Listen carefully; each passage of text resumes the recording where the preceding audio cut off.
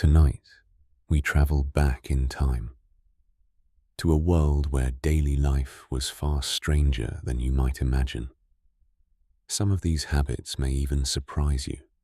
There's a loss that haunts human history, a wound that never quite healed. The Library of Alexandria, built in the 3rd century BC, stood as the ancient world's greatest repository of knowledge. Scholars estimate it contains somewhere between 400,000 and 1 million scrolls, texts on mathematics, astronomy, medicine, philosophy, engineering, poetry, and subjects we don't even have names for anymore. It wasn't just a library.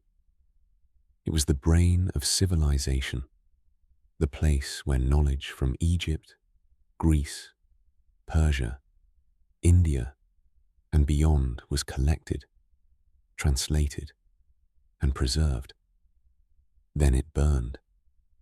The traditional story tells us it was destroyed gradually across centuries.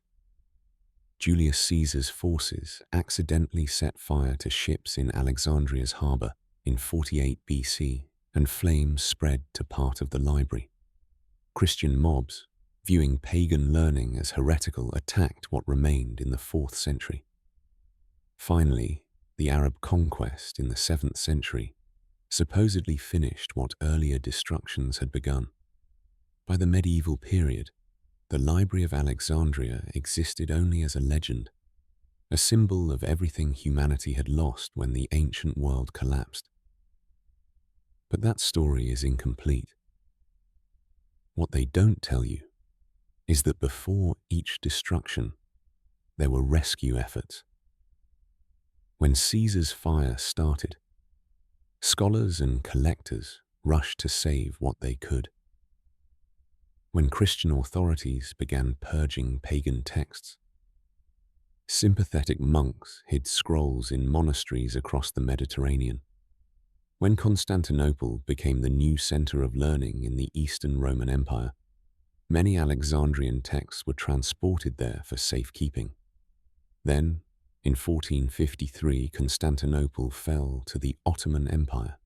The city was sacked, libraries were looted, but Western collectors had been preparing for this possibility for decades.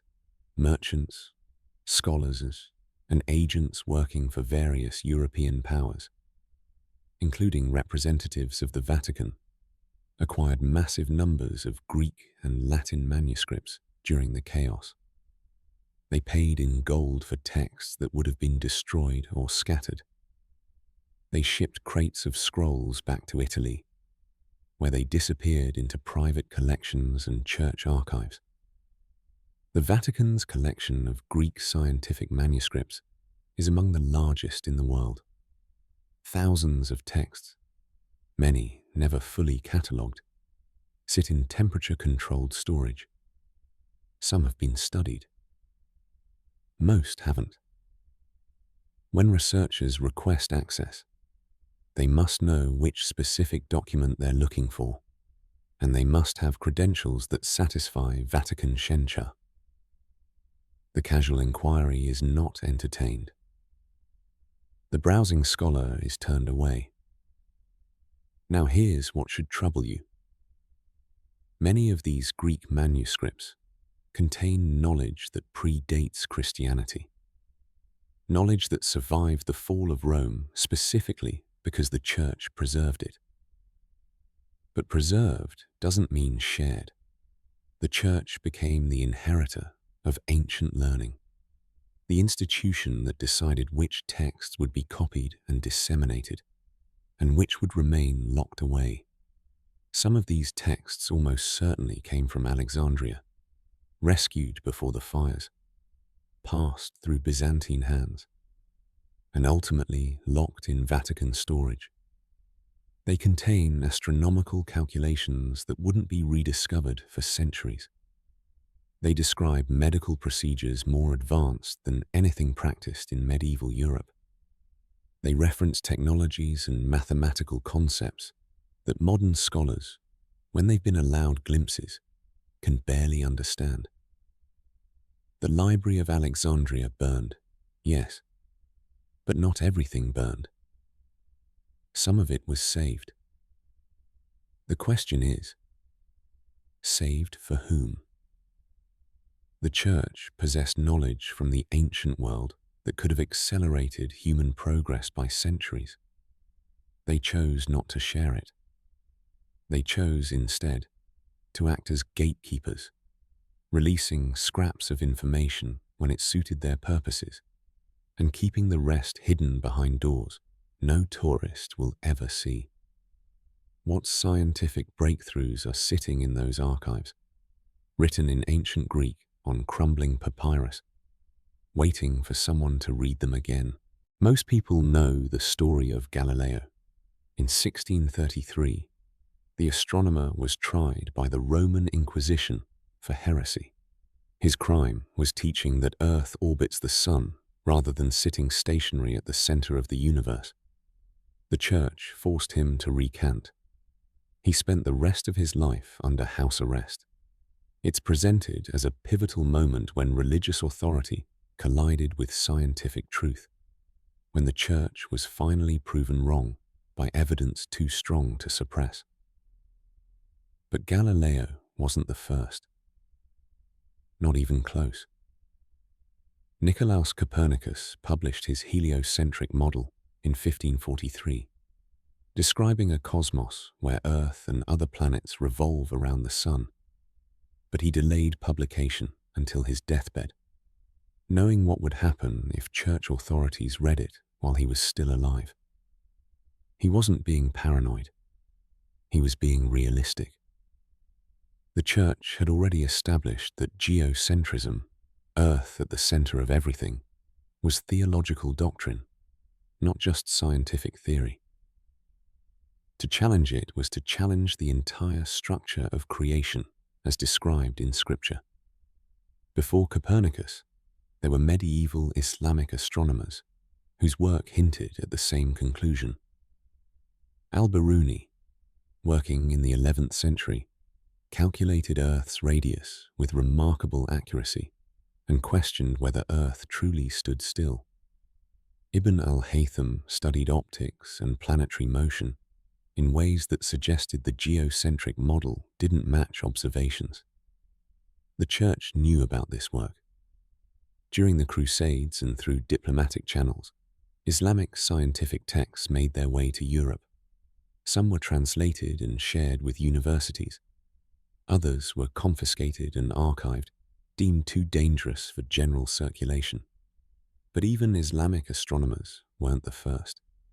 In the 3rd century BC, a Greek astronomer named Aristarchus of Samos proposed that Earth orbits the Sun. He calculated relative sizes and distances of celestial bodies. He understood that Earth's motion could explain the apparent movement of stars. His work was known in the ancient world. Other scholars referenced it, argued with it, and ultimately rejected it because it seemed absurd that Earth could be moving without anyone feeling the motion.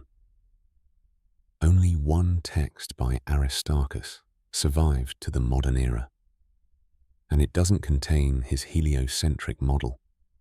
That work was lost. Or so we're told. But here's what historians have pieced together. The church possessed copies of many Greek astronomical texts that the general public never saw. References in medieval church documents mention writings by Aristarchus that discussed Earth's motion. Cardinal Nicholas of Cusa, in the 15th century, proposed ideas about Earth's movement that seemed to echo Aristarchus almost word for word, suggesting he had access to sources that weren't publicly available. When Galileo was tried, the Inquisition confiscated his papers, decades of observations, calculations, correspondence with other astronomers, and detailed drawings of what he'd seen through his telescope. These documents are in the Vatican archives. They were sealed for centuries and only partially released in the 1990s. What's in the portion still restricted? What did Galileo discover that remains classified even now? The pattern becomes clear. The Church didn't just oppose heliocentrism when Galileo forced the issue. They had been suppressing this knowledge for over a millennium. They knew Earth orbited the Sun. They had the mathematical proofs. They had correspondence with Islamic scholars who understood planetary motion. They had ancient Greek texts that proposed the correct model of the solar system. But geocentrism placed humanity at the center of creation. It positioned Earth as the stage upon which the drama of salvation played out, with heaven above and hell below, with humanity as God's primary concern.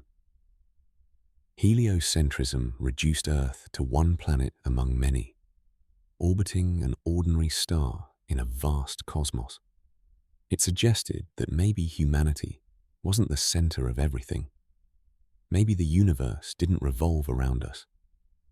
And if the universe didn't revolve around humanity, then maybe the Church's claim to supreme spiritual authority, its position as the intermediary between God and man, wasn't quite so self-evident. They suppressed the truth for theological reasons, for political reasons, for reasons of power and control. They let humanity believe a lie for over 1,000 years, not because they didn't know better, but because the truth was inconvenient. What other scientific truths are sitting in those archives, still considered too dangerous to reveal? In medieval Europe, disease was understood through the lens of divine punishment. Illness meant you had sinned. Plague was God's judgment. Healing came through prayer, penance, and the intercession of saints. The Church controlled medical practice as thoroughly as it controlled theology. Physicians required church approval. Hospitals were run by religious orders. The dissection of human bodies was forbidden as desecration of God's creation. To cut open a corpse was to violate the vessel that would be resurrected on Judgment Day. But in the Vatican archives, locked away from public access, were medical texts that told a different story. Texts that described the human body as a mechanical system that could be understood through observation and experimentation. Texts that offered treatments based on evidence rather than prayer. The Church possessed the complete works of Hippocrates, the Greek physician who lived in the 5th century BC, and established medicine as a discipline separate from religion. They had the writings of Galen, whose anatomical studies in the 2nd century AD remained the most advanced in history for over 1,000 years. These texts described surgical procedures, removing tumors, repairing injuries, treating infections, with a precision that wouldn't be matched in Christian Europe until the Renaissance. They also possessed texts from the Islamic Golden Age, when scholars in Baghdad, Cairo, and Cordoba advanced medicine far beyond what Europe had achieved. Avicenna's Canon of Medicine, written in the 11th century, was a comprehensive medical encyclopedia covering anatomy, diagnosis, pharmacology, and treatment protocols. Al-Razi wrote about smallpox and measles, distinguishing between diseases that medieval European physicians still couldn't tell apart. Islamic surgeons developed sophisticated instruments and techniques, including early forms of anesthesia using opium and herbal compounds. The Church knew about these texts. Crusaders brought them back from the Holy Land. Scholars in Spain translated them from Arabic into Latin before the Reconquista drove Islamic learning from Europe. Some of this knowledge made it into European medical schools, carefully edited to remove anything that contradicted church doctrine. But the more controversial material, The text that treated disease as natural rather than supernatural, that described human anatomy in ways that contradicted biblical interpretations, that used ingredients condemned as witchcraft, was archived and restricted. Consider what was hidden. There were herbal remedies using plants that grew throughout Europe, plants that could reduce pain, fight infection, and treat chronic conditions. But these same plants appeared in folk medicine, practiced by village healers, usually women, who the church condemned as witches during the Inquisition. The archive contains trial records of women accused of witchcraft for healing people with herbs. The same herbs described in Greek and Islamic medical texts that Vatican scholars read in private. There were psychological treatments for mental illness, approaches that treated disturbed minds as medical conditions rather than demonic possession. Islamic physicians described melancholia, mania, and various forms of delusion, offering therapies that included calming environments, music, and herbal treatments. Meanwhile, the church performed exorcisms, sometimes torturing the mentally ill to drive out demons that didn't exist. There were texts on hygiene and contagion, concepts that could have saved millions of lives. Islamic physicians understood that disease could spread through contact and contamination. They recommended quarantine, cleaning of wounds, and sanitation practices. When the Black Death arrived in Europe in 1347, killing between 75 and 200 million people, roughly 1/3 of the continent's population, the church had access to medical texts that explained how plague spread and how to reduce transmission. But this knowledge wasn't widely disseminated. Instead, church authorities declared the plague to be God's punishment for sin. They recommended prayer processions, where infected and healthy people gathered in close quarters, accelerating the spread. They blamed Jews and other marginalized groups, leading to massacres that did nothing to stop the disease.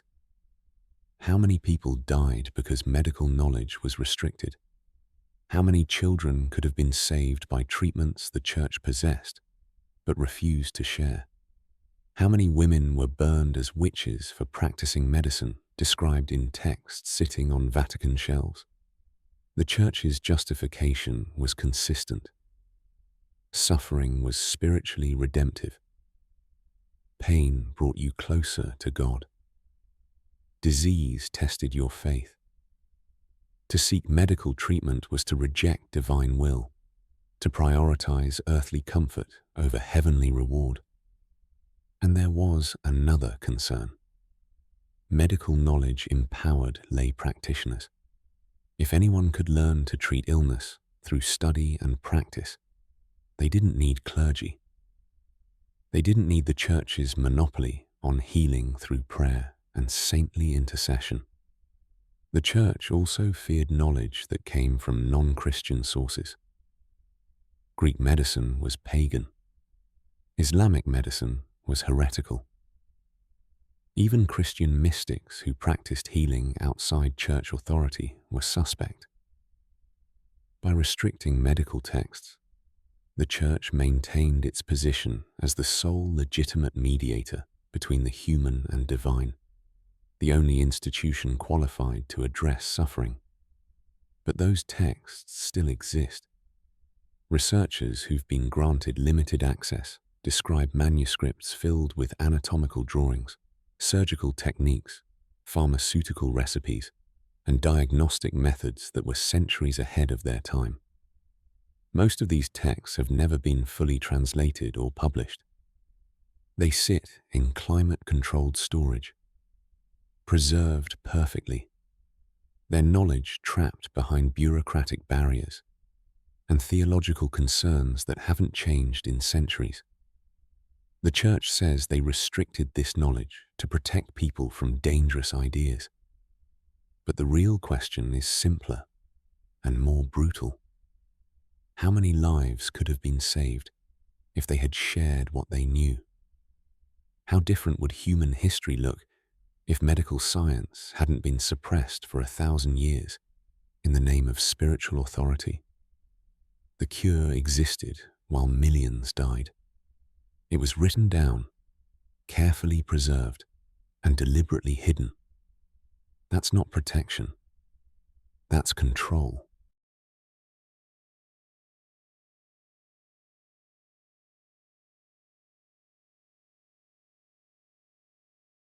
When most people hear the word alchemy, they think of medieval charlatans hunched over bubbling cauldrons, trying to turn lead into gold through mystical nonsense. They think of superstition, of pre-scientific ignorance, of men wasting their lives chasing impossible dreams. That's the story we've been told. Alchemy was primitive chemistry mixed with magical thinking, eventually replaced by real science during the Enlightenment. But that story is incomplete. Deliberately incomplete. Isaac Newton, one of history's greatest scientific minds, spent more time on alchemy than he did on physics. His alchemical manuscripts, over 1 million words, remained hidden for centuries because scholars were embarrassed that the father of modern science believed in transmutation. Robert Boyle, who established the foundations of chemistry as we know it, was an alchemist. Roger Bacon, the 13th century Franciscan friar, often called the first scientist, practiced alchemy openly and wrote extensively about it before church authorities imprisoned him. These weren't fools. These were brilliant minds who understood that alchemy was something more complex than the caricature suggests. Yes, alchemists talked about turning lead into gold, but that was symbolic language, code for a deeper process. The real goal was the philosopher's stone, which didn't just transform base metals into precious ones. It represented enlightenment, the perfection of matter and spirit, the key to immortality itself. Alchemists were trying to understand the fundamental nature of reality, to discover the principles that govern transformation at every level: physical, mental, spiritual. And in the process, they made genuine discoveries. Alchemists invented distillation, the process of purifying liquids that's still used in chemistry and medicine today. They developed metallurgical techniques for working with gold, silver, and copper. They discovered chemical reactions and created medicinal compounds that actually worked. They were doing real science, just wrapped in mystical language that made it sound like magic. The church's relationship with alchemy was complicated. Some clergy practiced it in secret, believing it could unlock divine secrets. Others condemned it as heresy, as dabbling in forbidden knowledge that belonged to God alone. But whether they approved or condemned, they preserved alchemical texts. The Vatican archives contain one of the world's largest collections of alchemical manuscripts. Beautifully illuminated books filled with cryptic symbols, elaborate diagrams and recipes written in code.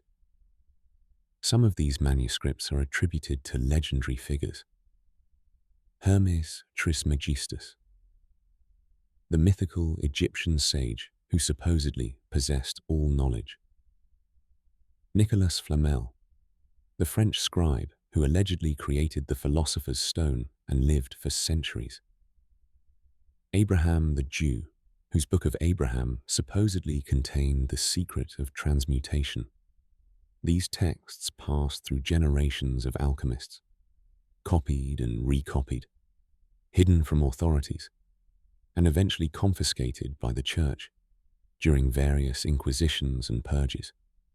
Here's what modern scholars have discovered when they've been allowed to examine the few alchemical texts the Vatican has made public.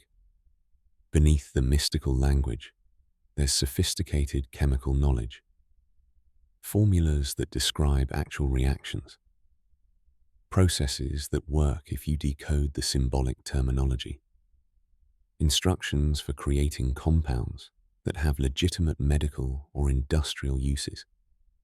The symbolism wasn't meaningless decoration. It was encryption, a way of hiding practical knowledge in plain sight so that only the initiated could understand it. Which raises an uncomfortable question.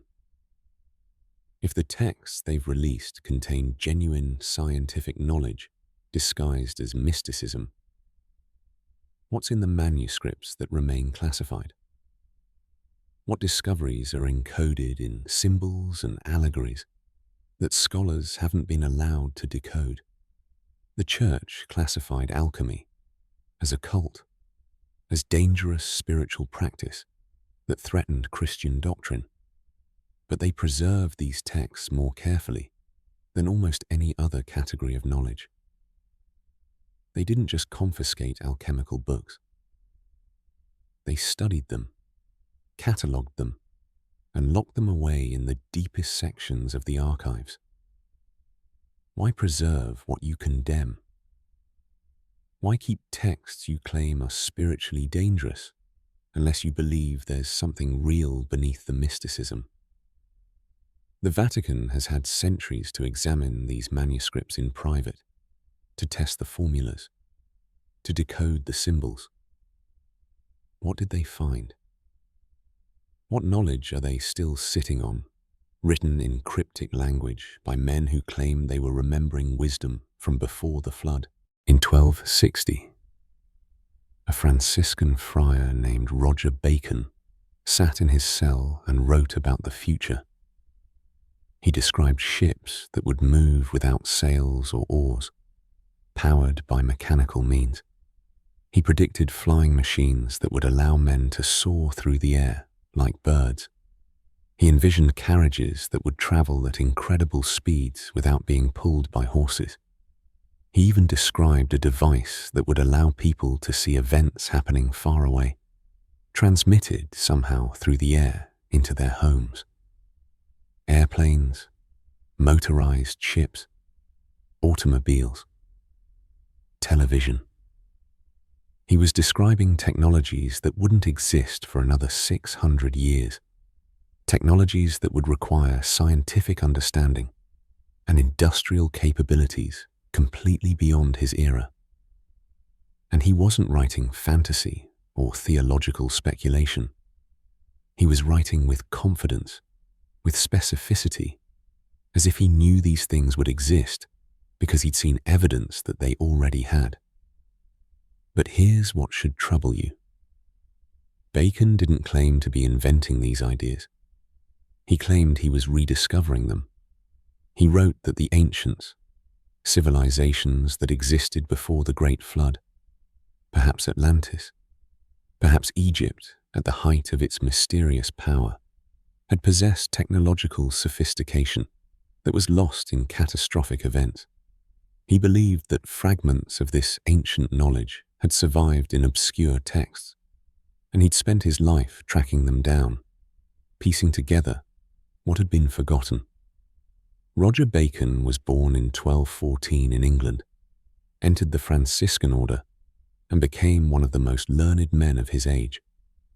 He studied mathematics, optics, astronomy, and languages. He advocated for experimental science centuries before the scientific revolution, arguing that knowledge should be gained through observation and testing rather than pure philosophical reasoning. His major work, the Opus Majus, was sent directly to Pope Clement IV, who seemed intrigued by Bacon's ideas. But Bacon went too far. His later writings became increasingly controversial. He criticized church authorities for suppressing knowledge. He claimed that mathematics and experimental science could reveal truths about God's creation that theology alone couldn't reach. He wrote about alchemy, about the transmutation of matter, about secrets encoded in ancient languages, and most dangerously, He suggested that this knowledge had existed before Christianity, that pagans and pre-flood civilizations had understood things the church didn't. Church authorities arrested him. The exact charges are unclear. The records were confiscated, but he spent years imprisoned, possibly decades. His manuscripts were seized. Some made it into the official archives. Others simply vanished, their existence known only through references in letters and catalogues. When Bacon died around 1294, much of his work had already been scattered, hidden, or destroyed. But some of it survived. And what survived is extraordinary. Bacon described gunpowder with remarkable accuracy, including its explosive properties and military applications, even though gunpowder wouldn't reach Europe for another century. He wrote about the principles of optics in ways that anticipated the invention of telescopes and microscopes. He discussed the possibility of mechanical flight in terms that sound less like medieval fantasy and more like early aeronautical engineering.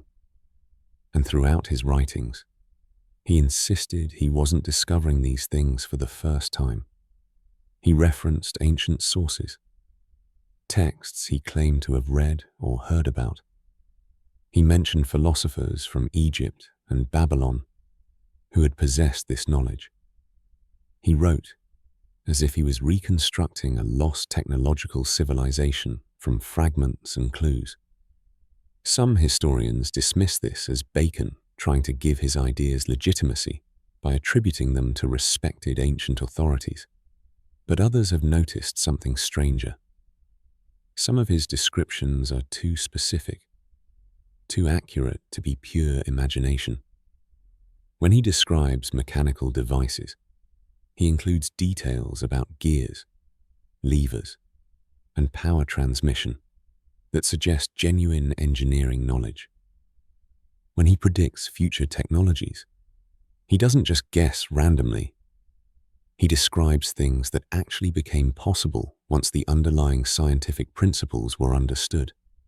So here's the question that keeps scholars awake at night. What was Roger Bacon reading? If he had access to lost texts from Alexandria, or older sources that Alexandria itself had preserved, what did those texts contain?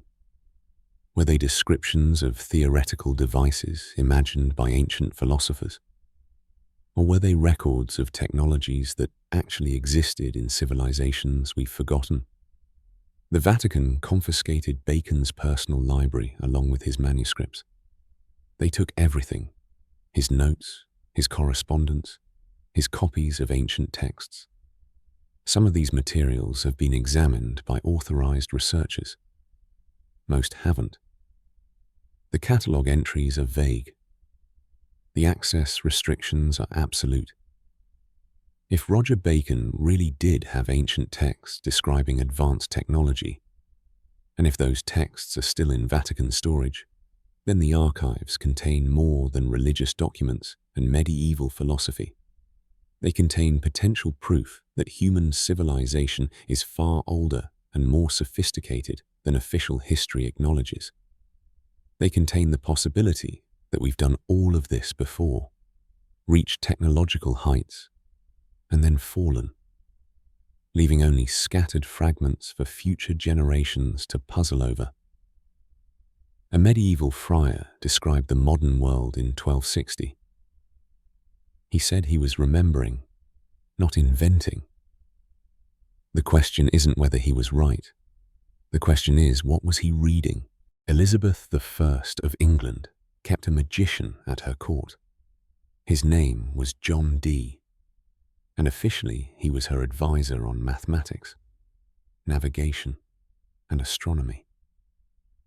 He helped establish the navigational techniques that would make England a global maritime power. He coined the term British Empire and advised on colonial ventures. He was a serious scholar, respected across Europe for his learning. But in private, John Dee was obsessed with angels. He believed that before the Tower of Babel, before humanity's languages were confused and scattered, there was a single perfect language. The language God used to create the universe. The language angels still spoke in heaven. And he believed he could recover it. Dee spent years attempting to communicate with angels through crystal gazing and elaborate magical rituals. He worked with a man named Edward Kelly, a convicted forger who acted as a medium, staring into polished obsidian mirrors and crystal spheres, while Dee recorded what he said. Over hundreds of sessions between 1582 and 1589, they claimed to receive communications from angelic beings who taught them a language they called Enochian, after the biblical prophet Enoch, who was said to have walked with angels. This wasn't random babbling. Enochian is a fully functional language with its own grammar, syntax, and vocabulary. It has verb conjugations. It has a complex alphabet with letters that don't resemble any existing writing system. It has a phonetic structure that sounds deeply alien, harsh, guttural, with combinations of sounds that don't appear in European languages. Linguists who've studied it have noted that its grammatical structure doesn't match English, Latin, Greek, or Hebrew.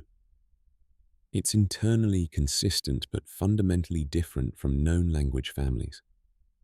Dee believed this was the original language of humanity, preserved by angels, and now revealed to him for a sacred purpose.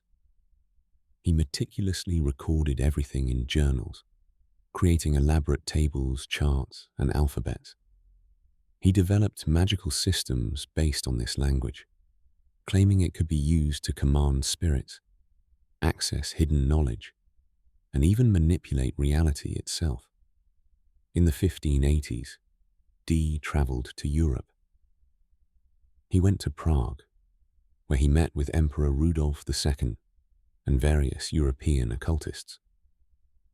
He went to Italy, and according to some historical accounts, he had meetings with Vatican officials. The nature of these meetings remains unclear.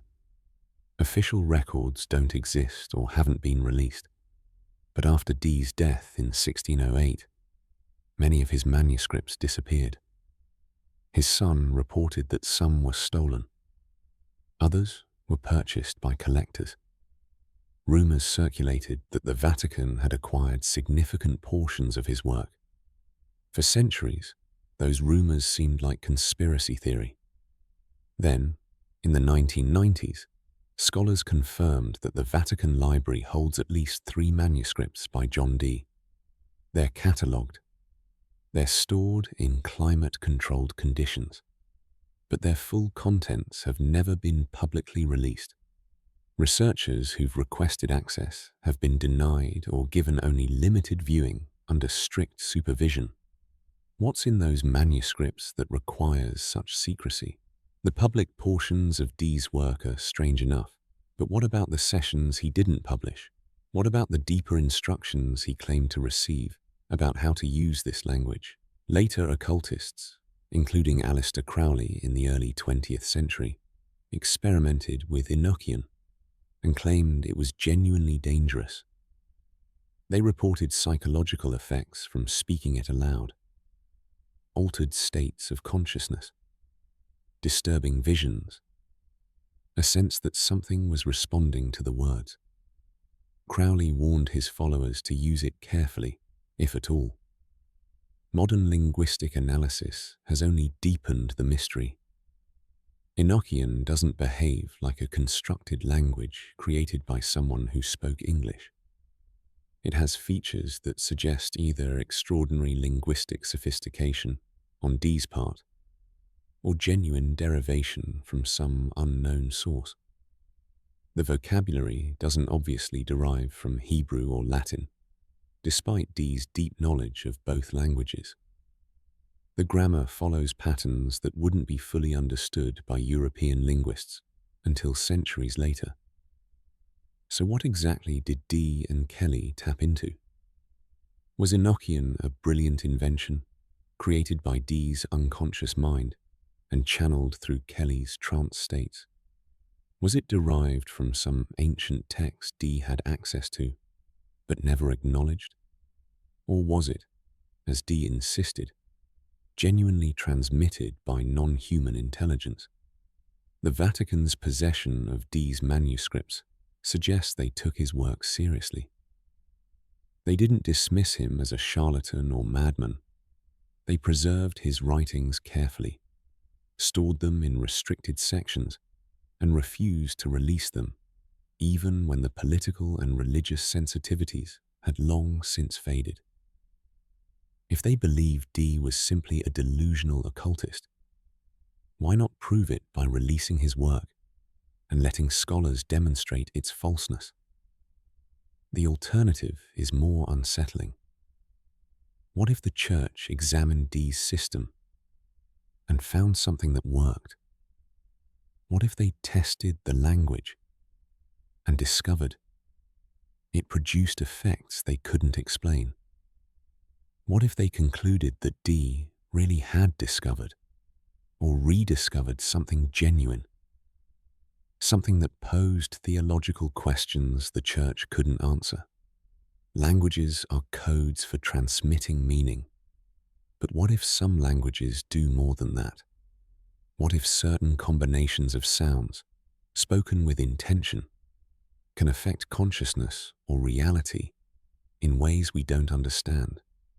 The Vatican has Dee's complete work. They've had 400 years to study it, test it, and understand it. And they've chosen to keep it locked away, hidden from the world, classified alongside heretical gospels and forbidden sciences. Why keep a magical language secret unless you believe there's genuine magic to it?